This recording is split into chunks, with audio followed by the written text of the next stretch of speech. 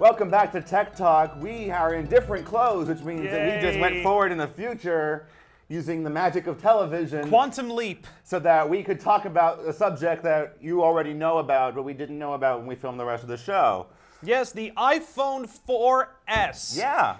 The S stands for speed, if I'm getting that correct. I'm guessing they didn't say for sure. I'm just reusing the logic from 2009 when they released the 3G. Or something. 4S. But we'll get to that. There was a couple of announcements. Now, although of note, this was Tim Cook's first, product introduction as CEO, and he made note of that. Tim Cook actually also made note of this being the month of the 10th anniversary of the original iPod being released. That's right, 2001. In Apple's town hall, and that's kind of what he tried to theme this thing around. And it was kind of interesting, though, at the very beginning of the keynote, about how Tim Cook spent a good 5-6 minutes or so recapping kind of all of Apple's core businesses, the Mac, the iPod, iPhone, and iPad, before getting to any major product introductions. It's just kind of, a lot of it is just reassuring everyone, I think, that, Apple is still the company it was, and they still have the same priorities. I figure they need to, because I haven't seen the keynote yet. I showed it at some point today, but I figure, since it's Steve Jobs is no longer, there, they need to start out any new, the first keynote of Tim Cook's reign as CEO by saying, everything's okay, we're still stable, we're still making the products you love.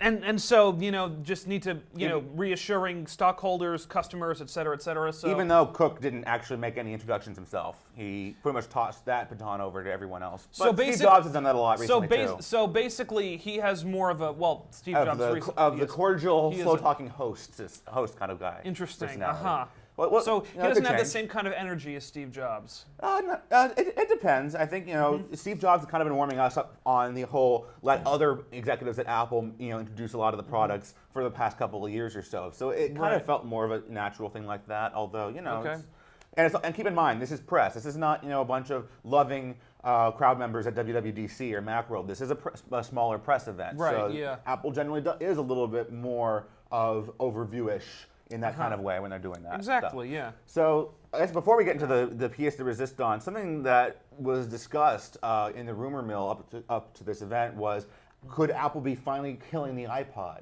As iPhone becomes more popular, could this be the year that Apple killed the iPod? And they made it quite clear that Apple still believes the iPod is a strong business, that they still actually are selling half their iPods to people who have never used Apple stuff before. So they've changed the iPod models for years based on what customers said they wanted. You wanted them, with the click wheel. Then you wanted them with buttons, without buttons, touchscreen, blah blah blah. It's all touchscreen now. Yeah. Although the iPod Classic is still on sale. They haven't updated it in years, but it's still there, I guess, because there are still a demand for people who want to bring 160 gigs of music with them. For people who don't like touchscreens. Yeah, I guess so. I mean, if you don't like touchscreens, get an iPod Shuffle, which really did not change at all. Although they've reduced it to just the 2 gig model for $49. iPod Nano, still mainly the same as before. They've improved the interface a bit, I think, because we were very critical of the iPod Nano last year. That's right. They've made it so that the buttons are bigger on the screen, but they've really embraced probably the best use of the iPod Nano that came out this past year, which was using it as a watch. We talked about this last December when someone started doing this as a project, and now there's a whole ecosystem of attachments that let you convert your iPod Nano into a watch. So one of my favorite features is Apple said, okay, we're going to give you 16 different clock faces that you can have, from modern to retro to really geeky to even they've partnered with Disney because Steve Jobs is there for Mickey Mouse and Muppets faces. That I think is really an interesting sell. Using your iPod Nano as a watch. Is. But as for the idea that the concept of getting rid of the iPod anyway, I mean, no, people are not just going to flock to the iPhone. Not all people who want these kind of things want it to have a phone in it. Like, they want to be able to listen to their music and all that crap.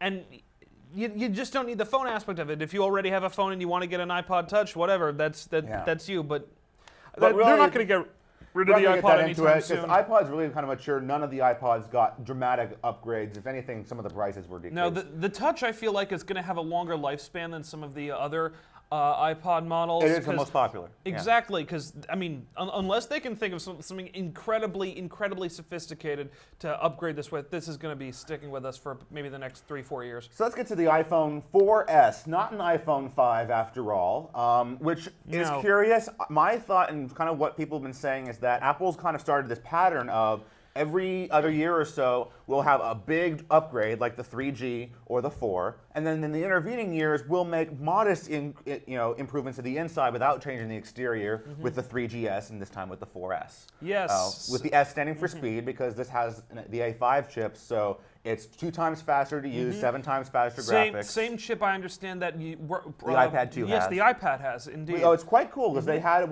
a game developer showing like really sick 3D live gaming things that actually looked like it was pre-rendered and doing it live. Yeah, from what I understand, that the games will have better quality. That's one of the things that's very new about this. Better graphics. They emphasize that. They have the new iPhone cameras are 1080 HD. Yeah, which so that is I pretty think cool. is in my opinion the killer feature here is that literally I think that the iPhone 4S camera could be compared to a DSLR. The pictures that they showed off are really incredible. They really maxed out with a very, very high quality 8 megapixel camera system. The word they use more frequently than any other word is the new high quality optics that they have in their lenses and stuff. Yes, the optics. It's basically on par with, I hate to say it, maybe even better than some of the cameras we have here at ATV. Better quality, indeed. Let's look at some of the things there. Indeed. Uses the Apple's face detection, like alien technology, to be able to auto exposure things. You can touch to change exposure and focus on the camera itself. Face detection, that was a thing in iPhoto. I think. They're using this now for live, to the mobile. Pictures and stuff. Macro adjustments and things like that. And as for the camera, 1080p high def with built-in image stabilization that actually uses the gyroscope to actually tell how you're stabilizing your video and produces really kind of results that would make you think you're using a Steadicam or something. Yes. On some of the things they demo. I mean, your usage may vary, but and then to be able to do live edits like with cropping and rule of thirds type of things on the phone or iMovie if you use that. This really is becoming the make your own media device in addition to managing and consuming media. Yeah. It's really cool. That's the one thing I like about Apple's products, to be honest. Like one of the things that people often complain about, in the age of the internet, we're not making anything anymore. People just go online to watch things. No one's creating stuff. Apple makes it easier for people to create stuff, so people are creating more stuff. On that subject, actually comes one of the smaller things that they announced, but I think is a big deal, is Apple's new Cards app. This is essentially an extension of iPhoto, but they really optimized it, where it's a free app you download. You can take the content you have to make cards, these really high-quality letterpress cards, send them out for $3 within the U.S. Apple will print the card, we'll put it in an envelope, we'll add the postage, and we'll mail it off. And they actually using the postal services like intelligent barcodes so that the day the card gets delivered, you get a push notification on your phone telling you that your card was delivered.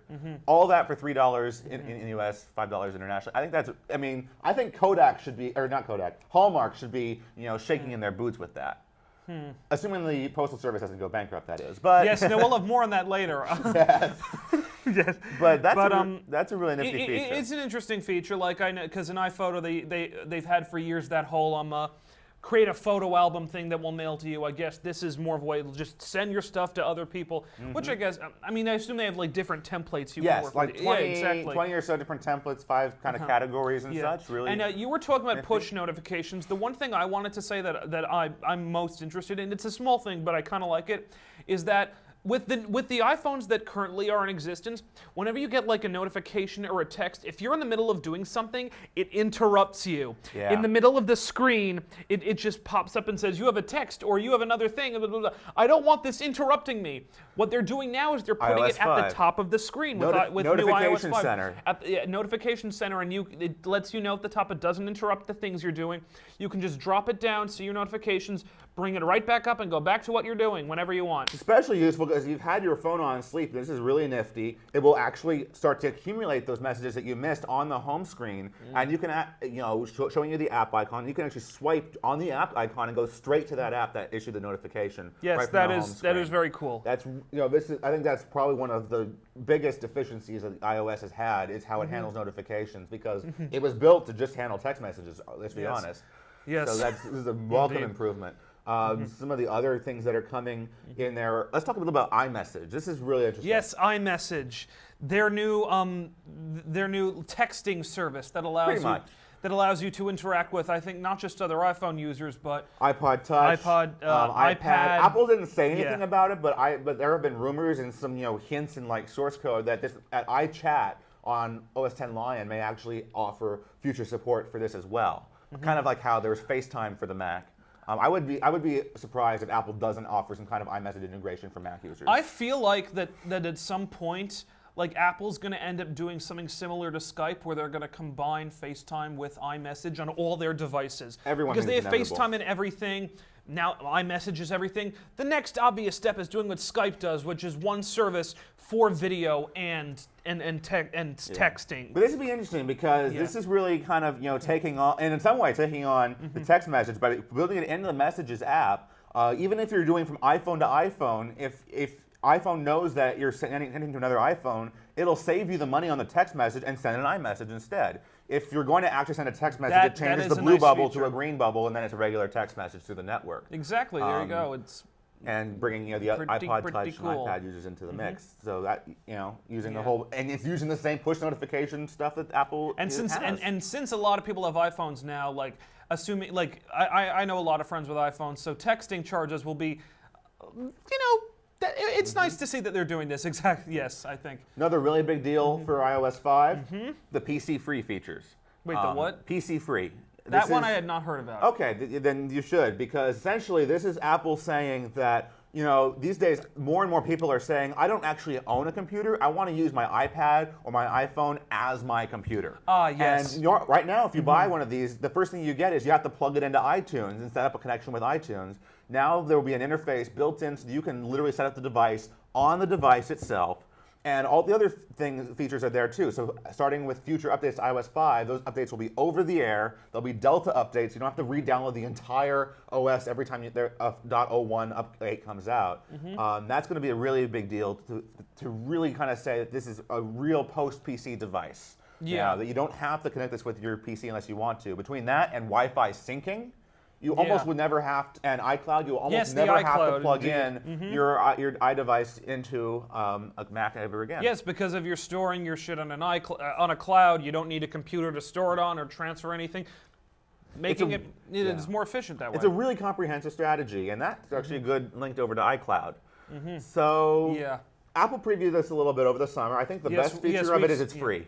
Yeah, there is that. Yeah, so, I mean, basically, for those of you who may not be familiar, basically the cloud takes all your music, your videos, all that stuff. It doesn't take up any space in your computer. They store it on a cloud, so it frees up, and you can still access all of it. Now, this is unique because when most people think of a cloud, they think of a service like Dropbox. It's a hard drive on the internet you just dump your files on. Apple is saying instead, we're going to make the cloud more of a syncing service, where everything you do on any of your devices, whether that's changing contacts, getting emails, updating your calendars, even taking photos, working on your documents, we're going to dynamically sync this over to the cloud and then update all your devices in tandem. Which is nice because now, if I try to buy a video or a song directly on my iPhone, if I want it on my computer, I have to go plug it into the computer and say, oh, you purchased this on your phone, yes, download there, download there. It would be just nice to have everything in sync with each other so I don't have to bother doing that. It makes it easier, indeed. What makes it even easier is the deal with handling documents on your devices, because ever since Apple came out, Apple had this kind of tacky on, you can go into iTunes and move documents back and forth through a clunky interface in iTunes to get things onto your phone. Like if you want to synchronize Pages documents on your Mac with Pages documents on your phone, on your iPad, you had to do that. Now, with Apple's own apps and upcoming third-party apps that will support iCloud, it's dynamic. You don't have to worry about moving things back and forth. And how this will work on OS X Lion is still a little bit undefined, but that will be supported. So I think that this is going to be a really key connection for helping documents move back and forth. Yeah, now it's free. Now the one thing we have to talk about is, of course, the biggest feature to be announced out of this whole iPhone thing. Only in 4S though, yeah. Siri. Siri, maybe that's what the S stands for. I don't know. Perhaps the Siri. iPhone 4 Siri. It's basically your virtual manservant. So here's the deal. Yeah. Siri actually was a separate service until Apple acquired them a year or so ago, and Apple actually decided to keep the original name. They've dropped the old service, and apparently it's going to be iPhone 4S only. But this is literally like the idea of having technology you can talk to and it does things for you. Artificial intelligence, It's indeed. the closest thing you get. Yeah. So have you gotten to see the demos of this, kind of? I haven't seen like demos. I am familiar with it. I've read up a lot on this thing. The concept of it is cool. Like the idea of being able to do that, like, because I see the kind of things you can tell it and it'll do it for you, like read my text message or push back my meeting or do whatever. It's cool. Conceptually, I like the idea. In reality, there are probably going to be a lot of problems with it. I can see that happening. Like what? Voice recognition technology has always led to, issues in understanding. You know that to be the case. Yeah. Well, the first thing is that this is in Yeah. beta. Apple's making it clear this is in beta, and there's going to be a Yes. lot more coming. I just think what's really more interesting, though, is that is just the natural language. That the number of different ways you can ask the iPhone to tell you about the weather. From what's the weather going to be like tomorrow, or do I need a raincoat today, or anything like that. It's able to kind of parse those and figure those things out. You can be, you can. It can tell you if you have issues sounds with like it's scheduling their calendar Watson. stuff. You can, and they have connections with like Yelp to look up, nearby restaurants and things nearby and rate them. Yes, no, it is very specific. Wolf and I'll Alpha. say that. But then again, the more specific it is, the more I worry that it's going to. I mean, basically, I would need to test Is this your Robot Uprising segment coming back here? No, not going to the robot uprising. I'm not concerned about the iPhones eventually taking over us all that own a feet. Yeah, we'll do that next decade. But I'm talking about let me put it this way.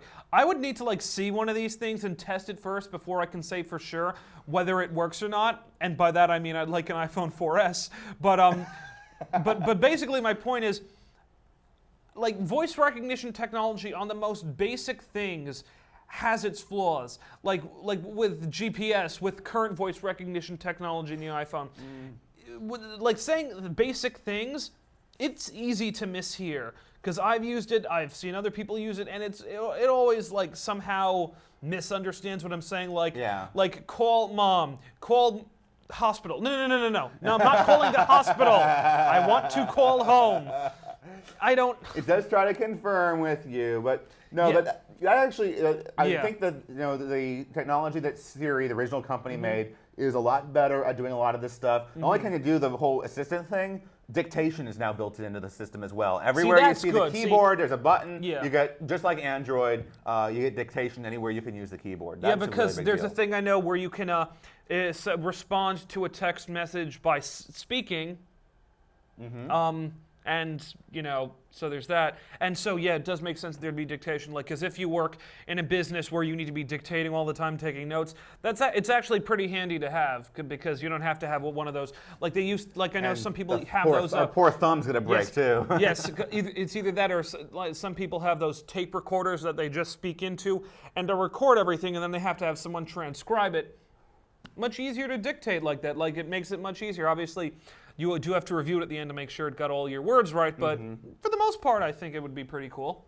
Oh, so Yeah. it'd be kind of interesting to see what goes. I think, although it really is, although the number of hardware features aren't that dramatically different, I think that a lot of what we kind of saw is just even more moving in new directions of what the iPhone is capable of doing. Between the features in iOS 5 that were announced and that were previewed earlier this summer, and that will thankfully be available to iPhone 4 and iPhone 3GS users, all iPads, the most recent iPod Touches. Yeah, right. Because aside from iOS 5 and Siri, most of the new upgrades have been graphic stuff. Generally, And displays, yeah. yes. And stuff with photos and videos, which I think is also a really big deal, yes. though. But Apple, I think this is kind of where it's starting to go because, like the iPod line was only able to go so far where you're just consuming content. And that's why that line has been pretty mature for the last couple of years. We haven't seen very big changes. the iPhone is really moving much more in the creating content direction with Yes. more and empowering the huge marketplace of apps. Apple has actually said that people are now downloading 1 billion apps a month.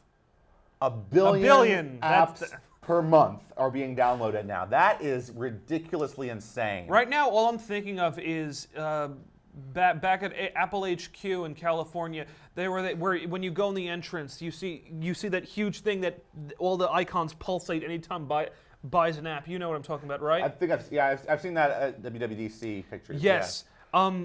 Things just could be going off the charts there because when I was there, everything was pulsating like every 2-3 seconds. All those are usually on a somewhat of a delay. Well, a bit of a delay, yeah, but still, 1 billion a month. That thing is going to be going off the charts. Hey, my God. Go to Google where they will actually show you real-time searches that people are typing in.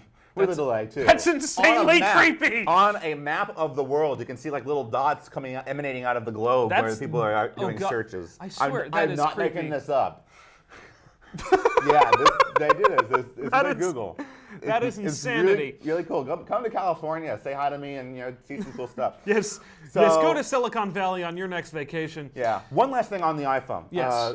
With the iPhone 4S has 2 other things going for it. First of all, they are releasing it on Sprint.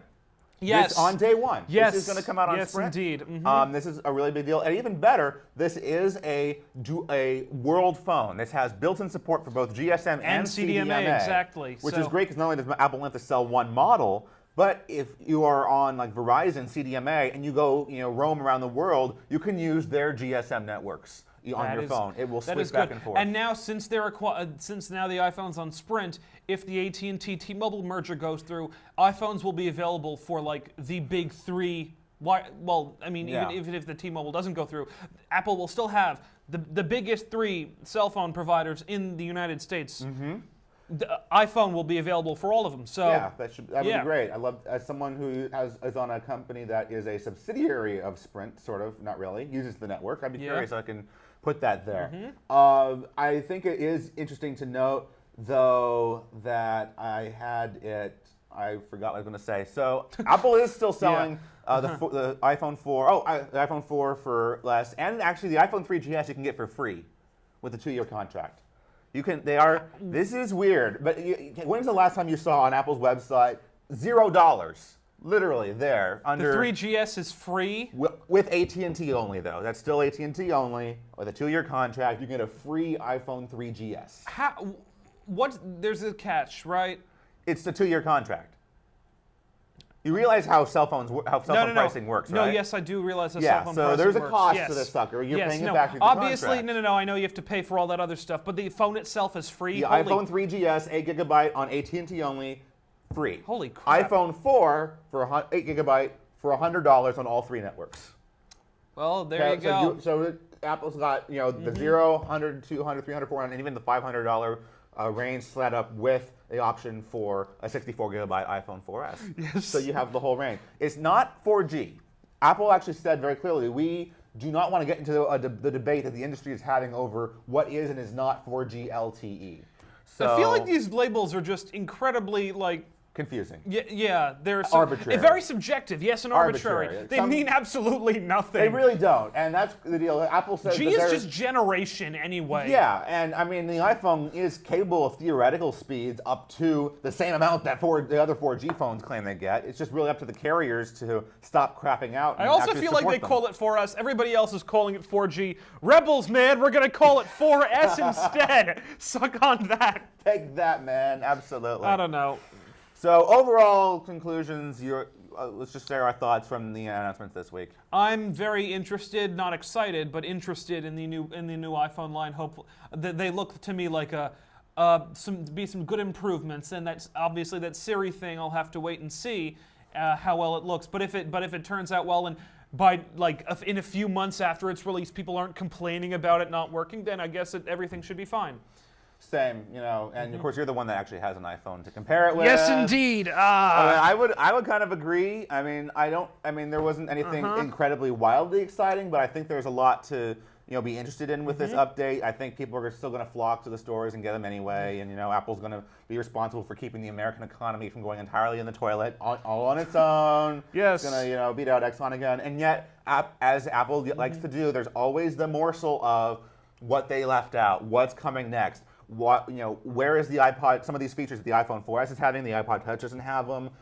Will iPad 2 get some of these features? Like, will iPad 2 get to use Siri and some of these other They're just going to be integrating everything they have with everything possible. Probably. Like if they announce something for the iPhone a few months later, we're going to put this on the iPad as well. Eventually. Then we're going to put it on your other mobile devices. But they know how to time it out so that people who are anxious to have these features now, they're going to go run out and get an iPhone. Exactly. Yes. They're going to do that. Then they'll trade in their iPhone 4, get a gift card towards the 4S. Hard to say.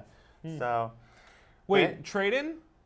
You could theoretically, if your iPhone's in, I read this on tAUk. If your iPhone is in pristine, perfect condition, you could actually do their recycling program to get a gift card for about $200 to get an iPhone, and then you should turn around and spend an iPhone 4S. If I cleaned the display, it would technically. Yeah. If your iPhone is not quite in perfect condition, they'll pay you a little bit less. But this is their recycling program. It's worth keeping into consideration. Interesting. Josh is plotting revenge of the finest. I'm gonna wait and see how people respond to the 4S before I make any decisions. Yeah. Yeah. No, I'll probably just hold on to this for a while. So anyway, if you're watching this, chances are you just saw an abbreviated version of our 20-hour conversation about Yes, the indeed. recap of this stuff. So you can if you want to see our entire analysis, you can watch the whole thing online. In the meantime, yes, we have when to we go come back. Yes, we have to go to break. Doug has some very interesting stuff about a new email service. An email methodology, a way to get control of your methodology. Email. Yeah, fancy multisyllabic words we're using today. Absolutely. So we're going to go back in time to the rest of the show. Yes, when we come back. We'll be right back.